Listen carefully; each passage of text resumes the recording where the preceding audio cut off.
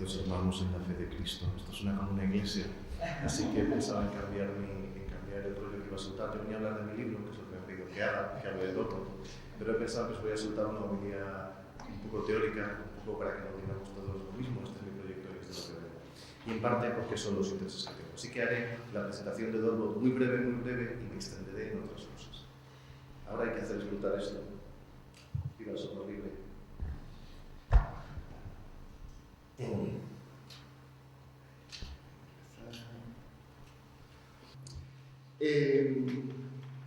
Hace un montón de tiempo, ya por el siglo XVIII, un señor que se llamaba Adam Smith escribió un libro que se llamaba La riqueza de las naciones. No sé si lo conoceréis, os sonará.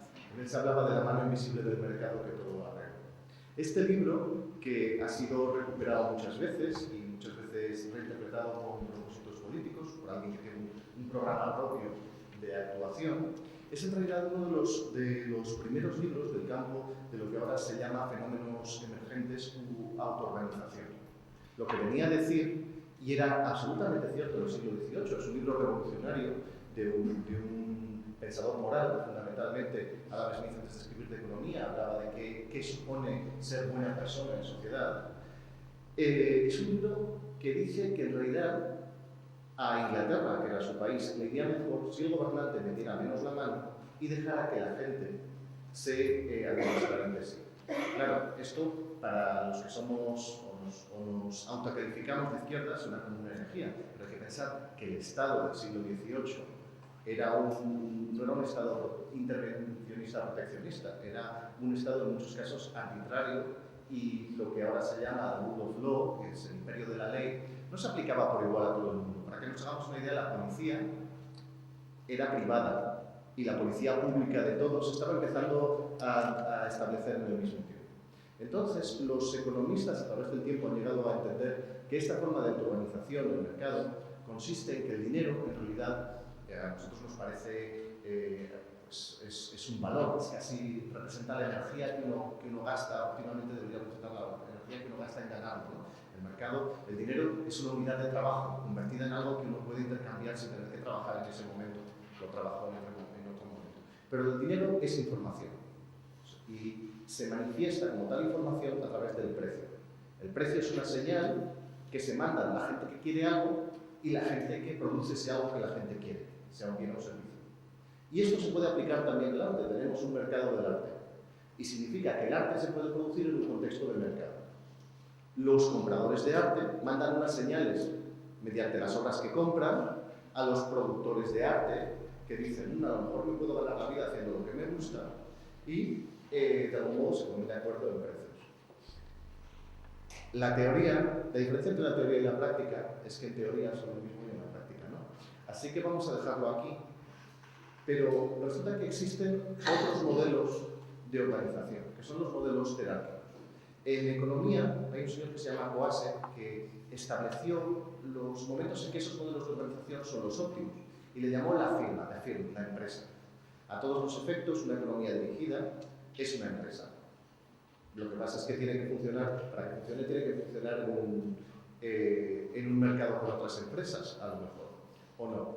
En cualquier caso, también tenemos sistemas de producción cultural que son una firma, una empresa, que son la producción cultural gestionada o subvencionada por el gobierno. De algún modo, el gobierno genera unos beneficios, no sabemos cuáles son, pero se supone que son beneficios culturales que el Estado o la Administración de algún modo acopia y pondera y ve que le merece la pena, y establece mecanismos de optimización internos en los cuales unos gestores culturales van pasando esos dineros a los productores del producto final, que es el arte sale, y de algún modo, aunque no recupera el dinero, se supone que recupera los beneficios ciudadanos más juntos, teóricamente. No tengo la menor idea.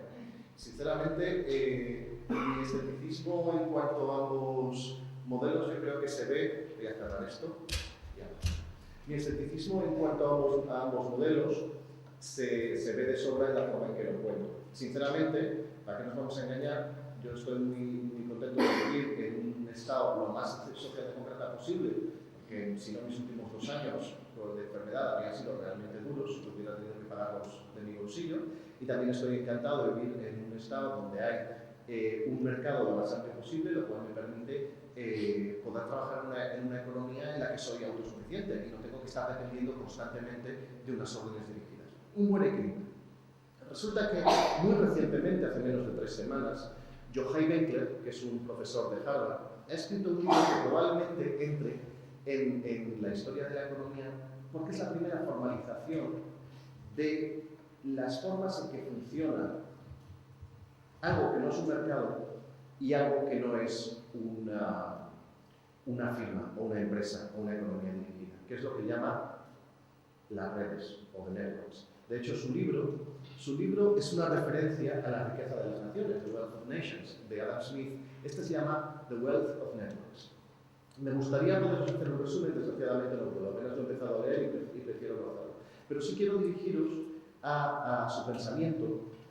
Yochai Benkler ya se hizo famoso, bueno, es un señor que está en Harvard, trabaja en el Centro Berkman para la Ley de Internet, que es uno de los centros liberales, lo que llaman liberal en Estados Unidos, o sea, de política progresista social, los más importantes de Estados Unidos, junto con el Centro de Ciberley de Stanford, y escribió algo que se llamaba El pingüino de Coase. Coase, ya lo recordamos, es el señor que en los años 30 formalizó la firma o la empresa como forma de administración económica optimizadora de algunos valores.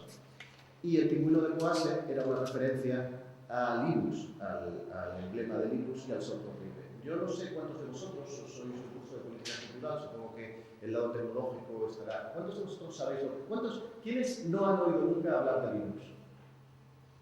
Nadie. Vamos a hacer un experimento. ¿Cuántos han oído alguna vez hablar de Linux? Deberían de levantar la mano todos o esto no está funcionando bien. Fantástico.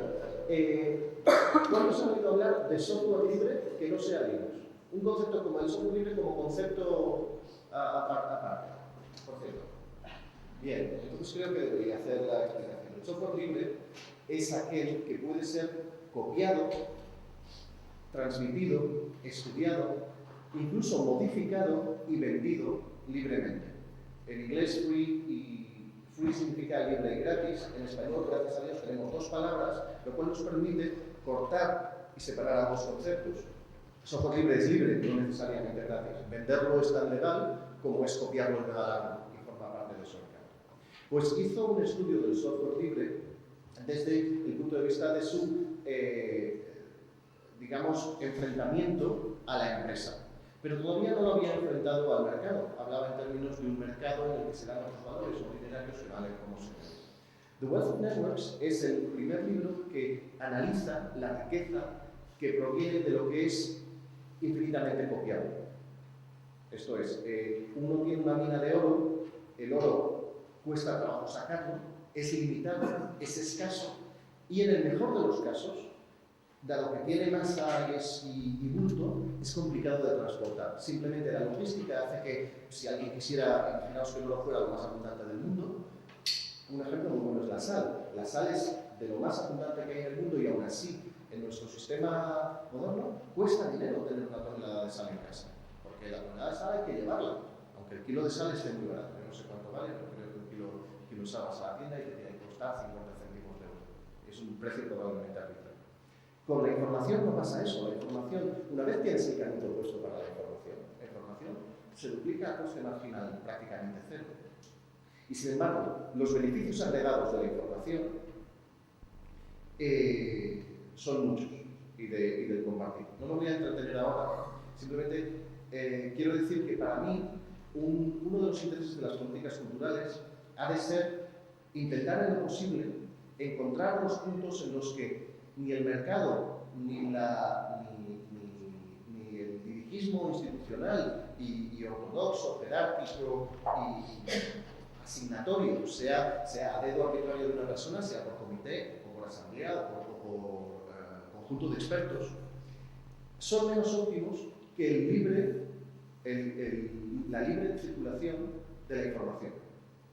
Sé que lo que se considera muchas veces gestión cultural es pues, efectivamente el acceso a la cultura del ciudadano a corto en el corto rango, en el aspecto local y un poco desde un punto de vista didáctico. Pero yo estoy pensando en el acceso del ciudadano que quiere llegar a la cultura, intentar ponerle las menores trabas posibles. Un ejemplo, las bibliotecas nacionales de toda Europa están digitalizando sus contenidos. ¿Cuál es su propósito con esos contenidos? Probablemente sea, y vamos, me juego la cabeza, lo que ellos llaman recuperación de costes, que significa que el ciudadano o la empresa que quiere acceder a ese contenido para leerlo o para editarlo, a lo que tiene todo derecho, porque tanto el ciudadano como la empresa pagan los impuestos que financian esa biblioteca pública, tendrá que pagar por acceder a esa información. La empresa que pague obtendrá un monopolio llamado copyright, que en algunos casos puede que sea un derecho de autor, no voy a negarlo, pero en este claramente no lo es. Son objetos del dominio público sometidos a la intervención del Estado precisamente para protegerlos, pero para todos nosotros, para guardarlos para nosotros, no para protegerlos de nosotros. Otro ejemplo de intervención cultural, la producción de las televisiones públicas. Es decir, las televisiones públicas, ¿qué sentido tiene que tengan copyright? ¿Por qué no puedo hacer deberes del colegio cortando y pegando documentales del hombre de la Tierra de los años 70?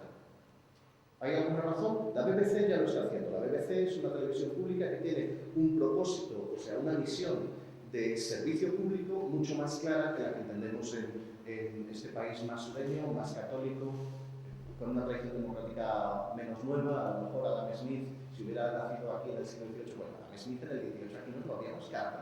Es decir, se vendería en croquetas Adam Smith todavía con la carne del muerto. Pues en Inglaterra ya la BBC está proponiendo bajo licencias permisivas la publicación, que ya se están publicando, de materiales generados autóctonamente. Esta es simplemente la primera idea que traía, que es la idea de que la cultura muchas veces genera más valor si se difunde libremente, sin unos canales establecidos jerárquicamente, como sería el caso de la empresa, o sin ponerle artificialmente el peso del mercado y el precio, que en vez de convertirse en una señal que transmite una información optimizadora, en este caso de encuentro entre la oferta y la demanda, supone un freno.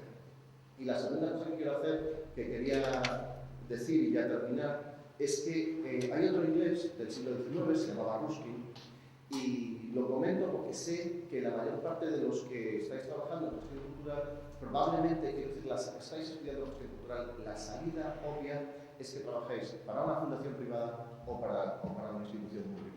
Si hay alguien de aquí que dentro de 5 años está trabajando en gestión cultural para algo que no sea una fundación, que al fin y al cabo es una forma de financiación pública. Recuerdo que los impuestos que no pagan son los impuestos que pagarían. Son gente que de alguna forma deciden voluntariamente gastar dinero de impuestos en cultura, no nos olvidemos, así que es financiación pública, o la administración, que directamente es financiación pública, la diferencia es que se la han recaudado de los impuestos. Pues sí, por cierto, esto es una parte, si alguno de vosotros dentro de aquí a 5 años está trabajando en un sitio que no sea una fundación que se ahorra de pagar impuestos haciendo cultura o en la administración, por favor que me escriba y que me cuente cómo ha conseguido trabajar en cultura sin hacerlo. Bien, a donde iba a parar era lo siguiente. Acabáis trabajando con financiación pública. Y el creador de esta idea era un señor que se llamaba Ruskin, un socialista fabiano, un tío del 19, que escribió La economía política del arte, diciendo algo que luego ha demostrado ser verdad, curiosamente. Y es que si Inglaterra fomentaba las artes, al final se generaría más pasta, por un mecanismo de mercado, curiosamente. O sea, tú metes dinero en un sector y luego eso genera un mercado y eso genera riqueza. Eso ha funcionado hasta el punto de que el paro, o sea, el subsidio de desempleo, es lo que ha fomentado la industria de la música pop en Inglaterra.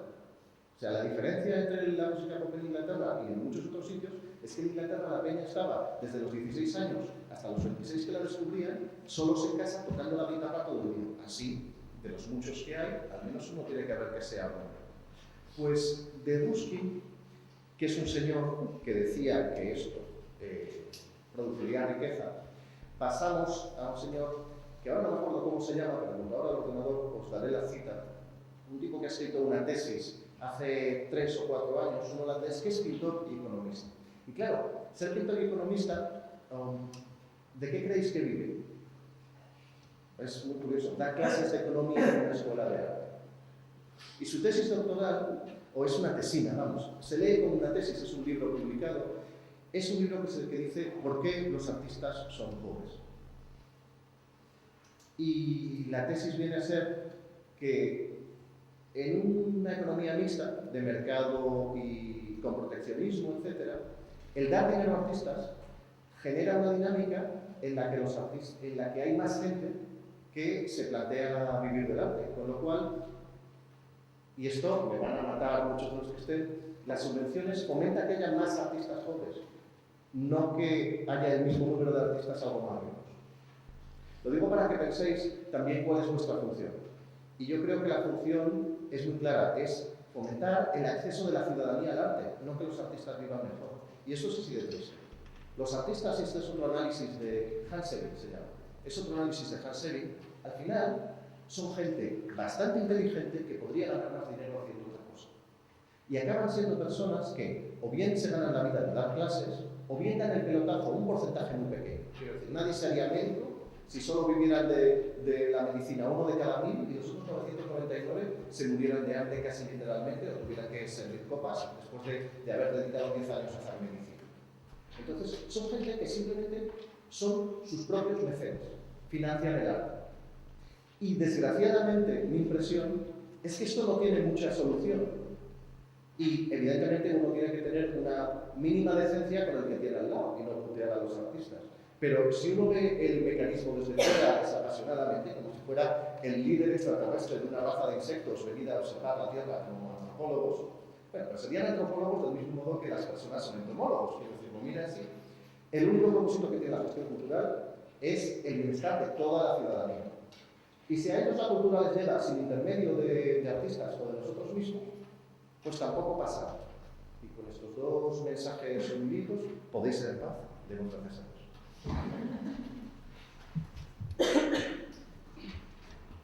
Y pido disculpas por el desamistado. Gracias, Javier. Yo pensé que ibas a hablar del todo. Es que lo siento. He cambiado de idea porque esto de hablar de mi libro me aburre y a todos os invito a que vengáis, porque hablar de ello tampoco sirve de mucho. No os puedo invitar a venir al mercado, ni a la firma, ni a la red, ni a tal, porque están fuera, pero el Dorkbot dorkbot.org, lo miráis en la red, venís y estáis invitados todos. ¿Tal vez hay alguna pregunta? ¿O un insulto? Sí, yo te voy a explicar. Claro, más que nada, yo que soy historiadora, creo que no se puede decir que Adam Smith en el 18 español ya habríamos hecho trozos, porque siempre decirte que el 18 español, la ilustración española, es uno de los pocos momentos en los que España ha estado a la altura de Europa. Entonces, me alegra oírlo. Por favor. Me alegra oírlo. Yo leo la literatura inglesa de 18 español con verdadero y Lo siento. Para que de aquí en adelante no lo vuelvas a decir. Vale, pero me tienes que decir quién hay equivalente en el 18 español de Stern, de Fielding, de Defoe. Es del que el 17. problema no es buscar los equivalentes. Creo que lo más interesante es que los españoles no solo los sabían que existían, sino que los veían con juicio e iban allí a aprender de ellos. Lo que a lo mejor no hemos calibrado nunca suficiente es que expuso la guerra de 1808. O sea que... me da culpa y no volveré a decir eso. Adam Smith lo habríamos tratado muy bien. Yo te invito un día a que te pongas un día de Jovellanos y empieces a leer, y puedes hacerte una idea de lo que era España en el siglo XVIII. Claramente, o sea, es que eso es indiscutible. Es decir, de lo que era Jovellanos en el siglo XVIII, no de lo que era España. El pobre Jovellanos no hay más que en el cuadro de Goya para darse cuenta de la guerra que ponía. Es decir, esto es así, perdóname. O sea, estás hablando de una élite ilustrada, sospechosa, además por la francesada, perdóname. O sea, que no tenía el mayor contrato. Yo no voy a eso. Yo confieso mi osada ignorancia y prefiero cambiar de tema porque me voy a ilustrar yo mismo y me puede... No, yo tampoco voy a eso. Yo lo que sí quería era, con respecto a lo que decías de los artistas, hay Estados Unidos que dice que solo un 2 por 1000 de los artistas viven de su arte, de los que se declaran a sí mismos artistas. A mí esto me parece muy importante, no se lo digo yo, que han recogido de Negative Land, una serie de emails de Negative Land donde explican su estrategia. De Negative Land. Negative Land, sí. O sea, donde explican su estrategia y donde hacen ver que la idea del artista profesional, como una profesión así como notario o algo así, que es una deliquia y que debe enfocarse las cosas por otro lado. Esa es una historia. La otra es que lo que has dicho, que me ha parecido bastante brillante, y bien presentado, hay un problema en integrar la lógica del mercado a la propia actividad.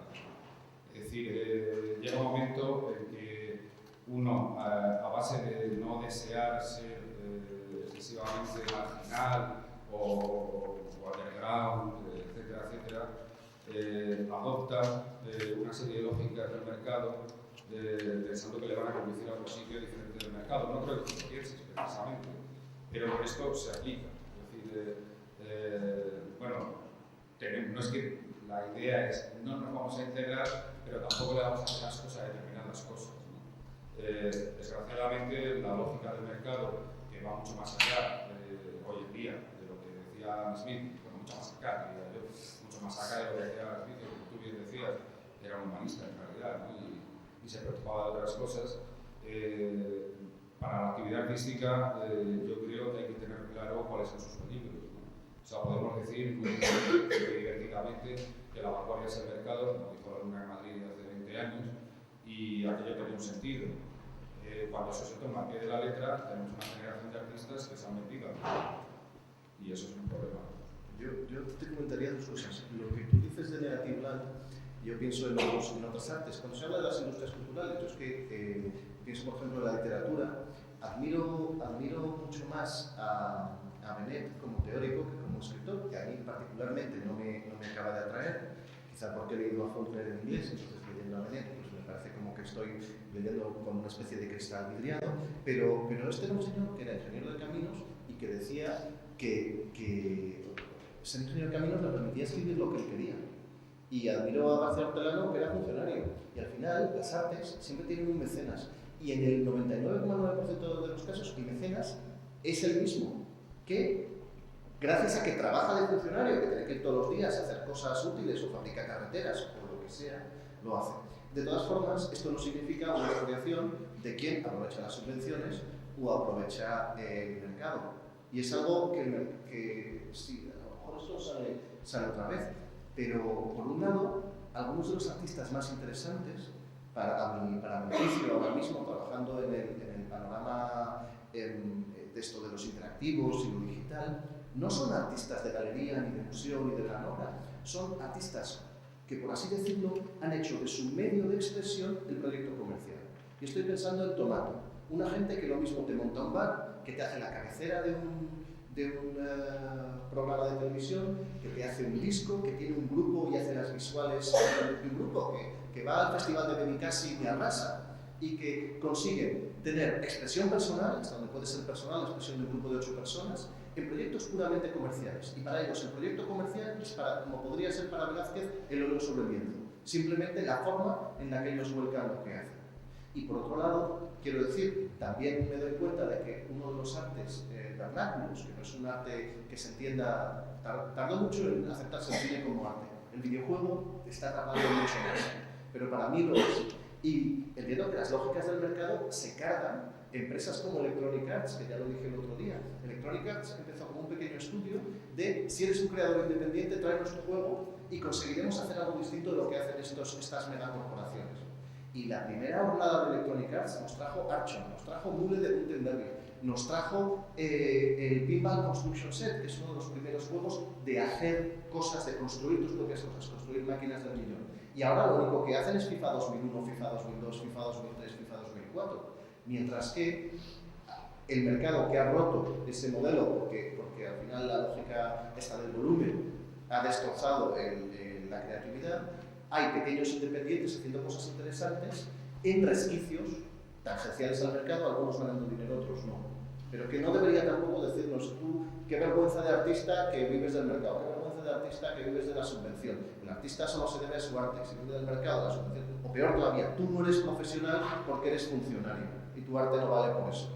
Las tres descalificaciones son igualmente inútiles porque el arte es su propio valor y bueno, y ya vamos a No quería ocupar mucho tiempo porque creo que es paradójico que los proyectos interesantes les ocupen una pregunta y lo que es verdaderamente una homilía, una apología, que hemos leído, del capitalismo triunfante, le dediquemos un montón de tiempo. Yo, para reconstruir a Adam Smith, pues ha venido gente después. Y Adam Smith lo ha recuperado la Escuela de Chicago, unido a la ética de Hume, como el fascio del euro occidental, centrista y demás. Entonces, el problema en la economía política no era ya la generación de riqueza. El problema se plantea en la redistribución de la riqueza. Y como podéis saber, estoy muy interesado en el capitalismo último, cultural o avanzado, como lo queramos llamar, la apropiación de la plusvalía no se lleva a cabo a través de la explotación de la mano de obra, después de Adam Smith se señaló, sino a través de la circulación del capital, como esa riqueza que él produce. solamente Se la devuelve a través de esos intermediadores en forma de mercancía, de fetiche. Lo demás, efectivamente, podemos buscarnos la vida, como sea. Pero eso es decir, así, hay que buscarse la vida. Es muy lícito, o puede ser tan lícito, ser capitalista, o ser lo que quiera, asesino o víctima. Para eso es la democracia. quiero ser Pero decir en mi descargo. Yo no he hecho una apología del capitalismo triunfante. De hecho, he presentado las teorías de Joachim Beckler, que lo que viene a decir es que el dinero como señal, que en el mercado puede ser incluso necesaria, en una red supone un obstáculo y una fricción a la creación de valor. Lo que tú dices, las redes generan valor simplemente eliminando el dinero como señal, de forma que el valor se queda en los nodos, que producen su propio valor y lo explotan. Y es algo que, es decir, esta es una primera aproximación y digo, no me gusta hablar de un libro sin habérmelo leído, así que me gustaría leérmelo. Era simplemente que en todo caso, lo último que haría yo sería una apología del capitalismo triunfante. En todo caso, rajetillas para aprovechar el capitalismo ya que es donde vivimos. Quiero decir, eso sí que puedo ser culpable, pero lejos seré yo de que quien haga una capitalía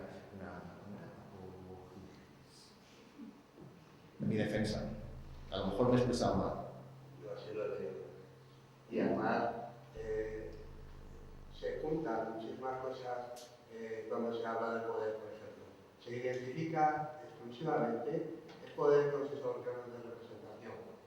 Gobierno, Estado, institución, funcionarios se asocian en un único pool que no es exclusivamente el poder, son sus representaciones hegemónicas, pero el poder que va más allá de esos lugares de representación. No se puede identificar de ninguna manera gobierno y Estado.